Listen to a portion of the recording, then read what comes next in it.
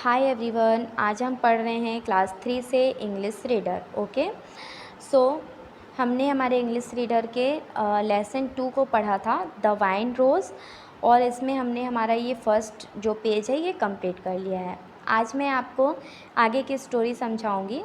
सो हमने हमारी पहले की स्टोरी में पढ़ा हुआ था कि एक गार्डन है जिसमें बहुत सारे फ्लावर्स हैं जो स्प्रिंग सीज़न में ब्लूमिंग कर रहे हैं, खिल रहे हैं, और जो एक रोज़ का पेड़ है उसको देखकर पाइन के ट्री ने कहा था कि ये कितना सुंदर है, काश मैं भी इसके जैसा होता।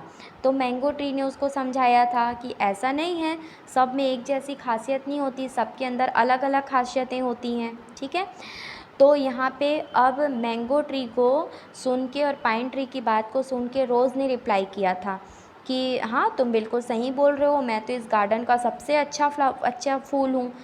तो सनफ्लावर ने क्या कहा था कि नहीं, तुम ऐसा मत बोलो, सिर्फ तुम ही इस गार्डन में एक अच्छे फ्लावर नहीं हो, यहाँ पे और भी बहुत सारे फ्लावर हैं जो तुमसे भी बहुत ब्यूटीफुल हैं, है ना।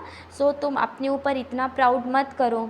फिर रोज़ ने जवाब दिया था कि अगर ऐसा है तो फिर ये कैक्टस को देखो, इसमें क्या खासियत है, ये तो कांटों से भरा हुआ है। ओके, सो आगे क्या हुआ, चलो देखते हैं। The pine tree said, Red Rose, do not utter like this. Who can say what beauty is? You have thrown as well. Pine tree ने रोज़ से कहा कि तुम इतना ज़्यादा क्यों बोल रहे हो, तुम क्यों इतना ज़्यादा बोल रहे हो, ऐसा तो कुछ भी नहीं है। आखिर में सुंदरता क्या है, क्या तुमको ये पता है? जैसे तुम्हारा कहना है कि उस कैक्टस के पेड़ में कांटे भरे हुए हैं, तो तुम ये भी सोचो तुम्हारे पास भी कांटे हैं, तुम्हारे प्लांट में भी कांटे होते हैं, तुम भी बिना कांटों के नहीं हो। रोज़ के प्लांट में भी कांटे होते हैं ना, जब रोज़ तोड़ने जाते हैं अपन फ्लावर तो कांटे हमको चुभते हैं ना।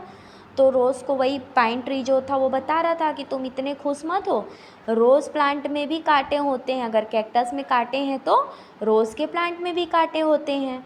Okay, The red rose looked angrily at the pine and said, I thought you had great mindfulness, but as a matter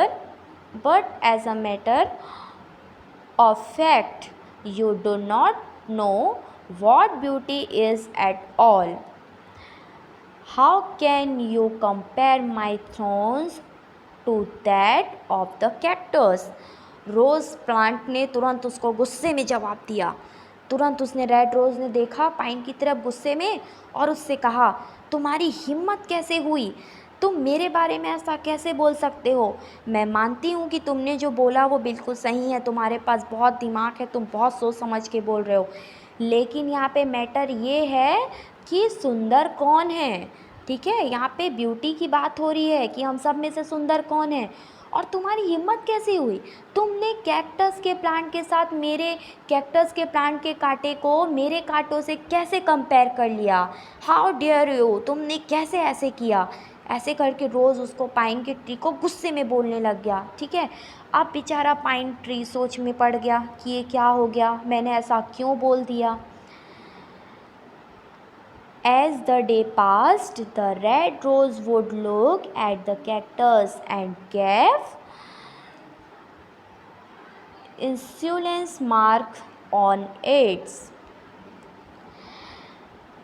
The cactus never got upset, and it even tried to advise the rose that nothing is in this world has been created by the God without a purpose. क्या हुआ, अब रोज़ की बात को सुन के cactus को दुख तो हुआ, उसको तकलीफ़ तो हुई, क्योंकि जाहिर सी बात है भाई, अगर हम किसी के बारे में बुराई करेंगे तो उसको सुन के तो दुख होगा ही होगा, है ना। वैसे ही रोज़ प्लांट को भी थोड़ी सी तकलीफ़ तो कैक्टस के प्लांट को थोड़ी सी तकलीफ़ तो हुई, लेकिन उसने जैसे जैसे दिन गुजरते गया, रोज़ प्लांट ने कैक्टस को ठीक है, होता है ऐसा करके उसको छोड़ दिया। ठीक है, कैक्टस लेकिन उदास नहीं हुआ। कैक्टस ने कहा, उसको रोज़ को एडवाइस दी कि रोज़, तुमको पता है कि भगवान ने इस दुनिया में किसी भी चीज़ को बिना मतलब नहीं बनाया है, अगर उसने मुझे बनाया है तो उसका भी कोई ना कोई मतलब होगा। ठीक है, इट मीन्स कोई भी पेड़ पौधा बिना रीज़न के नहीं होता। सभी पेड़ पौधों का कोई ना कोई यूज़ होता ज़रूर है। भले कैक्टस में कांटे होते हैं, लेकिन कैक्टस का भी कोई ना कोई यूज़ होता है, तभी तो वो एक प्लांट है। क्योंकि भगवान बिना मतलब के किसी को नहीं बनाया है। इस दुनिया में जो आया है जो है उसका हर किसी का कोई ना कोई एक काम होता है। ओके, सो आज के लिए बस इतना ही। आई होप कि आपको इतना समझ में आया होगा। So thank you and keep smile.